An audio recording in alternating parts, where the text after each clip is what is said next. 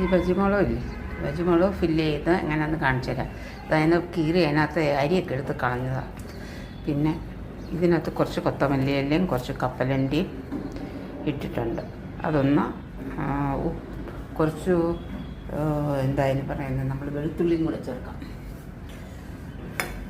കുറച്ച് വെളുത്തുള്ളി. ഇത് ഒരു കൈ വെച്ച് ക്യാമറ പിടിക്കുകയും ഒരു കൈ വെച്ച് ഇത് എടുക്കുകയും ചെയ്യുന്നതുകൊണ്ടൊന്നും കാണാൻ പറ്റുന്നില്ല ശരിക്കും. ഒരു കൈ കൊത്തമല്ലിയില, വെളുത്തുള്ളി, എന്താ അതിന് പറയുന്നത്, വെള്ളക്കടല, കപ്പലണ്ടി. കുറച്ച് നമുക്ക് അതിനകത്ത് മഞ്ഞൾപ്പൊടി വേണമെങ്കിൽ പിന്നീട് ചേർക്കാം കേട്ടോ. ഇതൊന്ന് നമുക്ക് ക്രഷ് ചെയ്തെടുത്തുകൊണ്ട് വരാം. ഇച്ചിരി ഉപ്പ് ചേർത്തിട്ട് അതിനകത്തോട്ട് ഇച്ചിരി നാരങ്ങ നീരൂടെ ചേർത്തേക്കാം.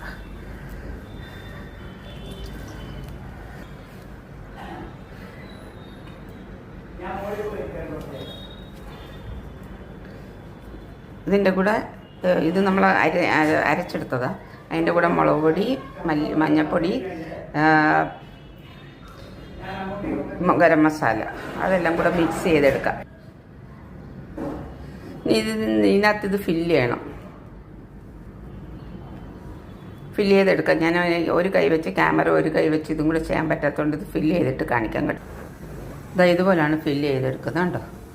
ഫില്ല് ചെയ്തെടുത്തിട്ട് നല്ല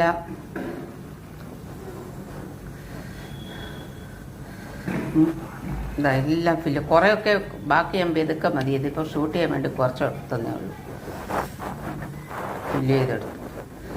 ഇതിന് നല്ല മൂത്ത ദോശക്കലയിലോട്ട് എണ്ണ ഒഴിച്ച് അതിലോട്ട് ഇതൊക്കെ ചെറിയതായിട്ട് ചെറിയ തീയിൽ വെച്ച് കൊടുക്കണം. തായി കഴിയുമ്പോൾ കാണിച്ചു തരാം. ചെറിയ തീയിൽ വെക്കണം. ഇടയ്ക്ക് ഞാൻ നടച്ചു കൊടുത്തിട്ടുണ്ടായിരുന്നു കണ്ടോ. നടച്ചു കൊടുത്തു, ചുറ്റും മറിച്ച് മൂപ്പിച്ച് വെക്കും. ഞാൻ ഇങ്ങനെ തിരിച്ചും മറിച്ചും മൂപ്പിച്ചെടുക്കുക. നല്ല ടേസ്റ്റി ആക്കിയത് ഫ്രൈ ചെയ്തത്. ലാസ്റ്റ് പിന്നെ കാണിക്കാം ഞാൻ. ഇനിയുണ്ട് കുറച്ചുകൂടെ ഉണ്ടാക്കിയത്. ഞാൻ ഇച്ചിരി എന്തായാലും പറയുന്നത്, ഞാൻ ഇച്ചിരി ധൃതിയിലായതുകൊണ്ട് പെട്ടെന്ന് അങ്ങ് ഉണ്ടാക്കുക. എനിക്ക് ഇവിടെ ഇച്ചിരി ധൃതിയിലാണ് ഞാൻ. പിന്നെ ചൂട് 2 മിനിറ്റ് പിന്നെ ഞാൻ ലാസ്റ്റ് ഞാൻ കാണിച്ചു തരാം. അപ്പോൾ അതിൽ നിന്ന് എടുത്തതാണ്. ഇതാണ് നിങ്ങൾ അറ്റ് ലാസ്റ്റ് ഉണ്ടാക്കിയെടുത്തത്. ഓക്കെ, ഇങ്ങനെ വറുത്തെടുക്കണം, നന്നായിരിക്കും. ഇത് ചപ്പാത്തിയുടെ കൂടെ ഒക്കെ കഴിക്കാൻ നല്ലതായിരിക്കും. ഓക്കെ, ഇന്നത്തെ ഡിന്നർ ഇതാ കണ്ടില്ലേ, ഇതാണ് ഇന്നത്തെ